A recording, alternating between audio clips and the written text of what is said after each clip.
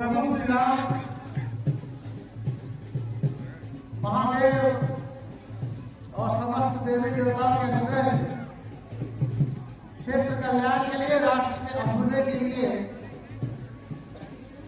आयोजित इस चित्रकूट धाम में परम पावन भूमि मड़वा पर्वत के तलहटी में आयोजित ये श्री शिव शक्ति महायज्ञ राजराजेश्वरी महाराज का ये एक शास्त्रीय शब्द है। इसके अंदर बहुत सारे विधान होते हैं, पूजा अर्चना होगी। इसका शुभारंभ आप सब लोगों के श्रद्धा भक्ति और परिश्रम से कलश यात्रा के साथ प्रारंभ हो गया है और इस शुभ कार्य के लिए आप लोगों को बहुत बहुत बधाई हो, सबका कल्याण हो।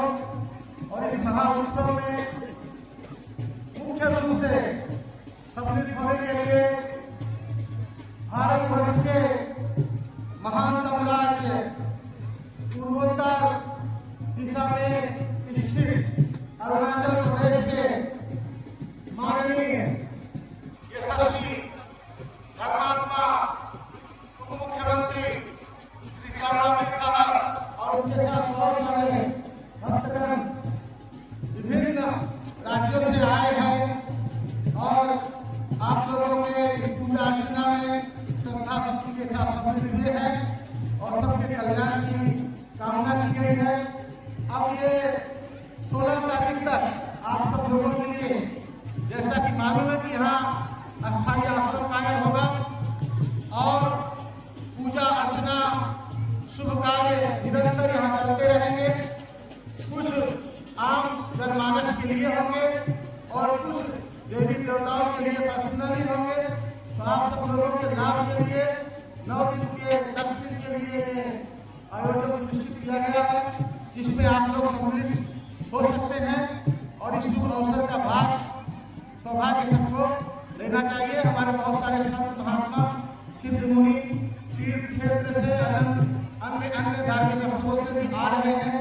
कुछ अभी मैं देख रहा हूँ पहुंच रहे हैं संत विद्वान आप लोगों के भलाई के लिए।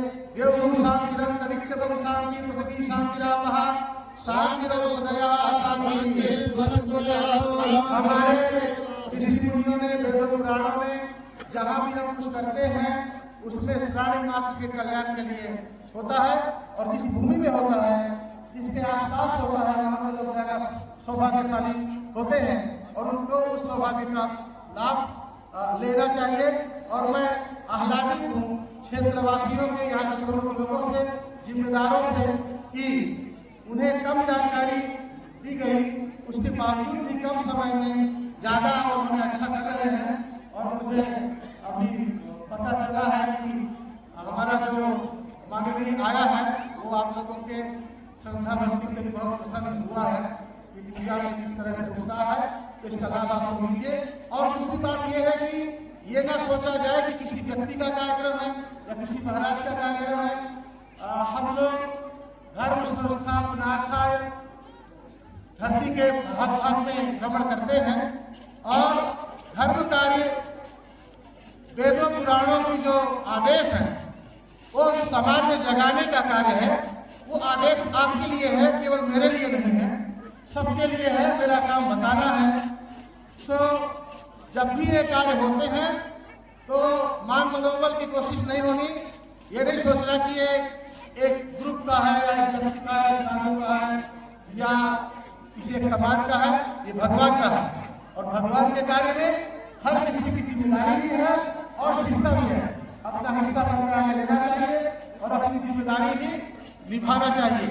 महाभारत में महाराज युधिष्ठिर ने एक यज्ञ किया जिसको राजसूय यज्ञ का नाम दिया गया।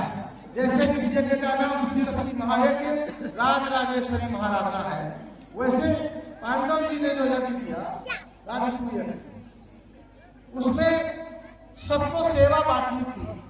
सबको सेवा दी गई। दुर्योधन को दान देने का खजाना का मालिक बनाया गया, क्योंकि वो हाथ में रेखा है, वो नहीं जानता, जितना दान देगा वो बढ़ता चला जाएगा खजाना।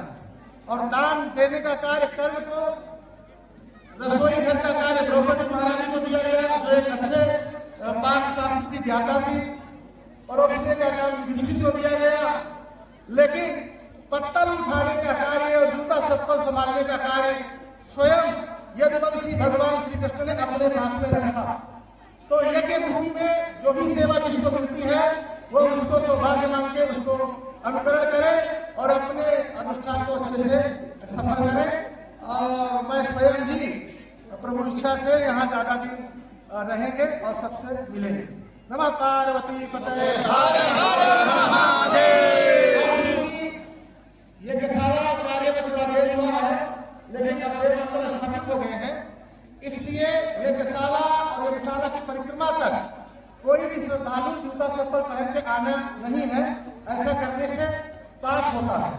और जो पाकशाला है, जहाँ भोजन बनता है, वो सबके लिए है, सबको यहाँ प्रसाद पाए। वहाँ अन्नपूर्णा देवी रहती है, तो वहाँ भी जूता चप्पल पहन के या पवित्र स्थिति में उधर देखने जाने की चेष्टा नहीं करना चाहिए। और कोई भी आए तो सबको प्रसाद मिले। जब तक यह अनुष्ठान चल रहा है सबको प्रसाद मिले, क्योंकि यज्ञ कुंड में जब स्वाहाकार होता है मंत्रों के द्वारा, तो फिर दूसरा उसका चरण जो है पेट पूजा, अन्नपूर्णा, भोजन प्रसाद सबको हो और सब यहाँ सम्मिलित हो। जो व्यवस्थापक है उसका ध्यान रखे, अच्छा प्रसाद बनाए, अब खिलाए और सब लोग सुविधा से अपना भक्ति को पूरा करे। भूख लगी हुई आप सब लोगों को, देर बहुत हो गई है, माताएं बहनें हैं, बच्चे हैं, सब बुजुर्ग लोग हैं, तो अभी बस यहाँ से विश्राम। आचार्यगण अपनी जिम्मेदारी संभाल लें। यज्ञशाला के अंदर ड्रेस कोड लागू है, उसका उल्लंघन करके कोई अंदर ना आए और उसका पालन आचार्यगण खुद भी करे आचार विचार का। और हम भी ध्यान करते हैं। धर्म की जय हो, धर्म की जय हो। भूख लगी जरूर होगी, लेकिन अब प्रसाद का टाइम हो ही गया है, तो ऊंचे स्वर में आवाज लगाई जाए। ये जो स्वर निकलते हैं आकाश में गूंजते हैं, कभी नष्ट नहीं होते। इसलिए अच्छा है कि अनर्गल शब्द निकाले ही ना जाए और अच्छे शब्द ही निकाले जाएं। और जब धर्म की जय हो, भगवान का कीर्तन हो, तो ऊंचे स्वर में ही लेना चाहिए। जो जय जोर से लगाइए। धर्म की जय हो, धर्म की जय हो, धर्म का नाश हो, वाणियों में विश्राम हो, विश्व का कल्याण हो, माता की जय हो, आद्य शंकराचार्य भगवान की जय हो, चित्रकूट धाम की जय हो, मंदाकिनी गंगा की जय हो, महादेव की जय हो, गंगा की जय हो। नमः पार्वती पतये हर हर महादेव। अब सब लोग जो व्यवस्थाएं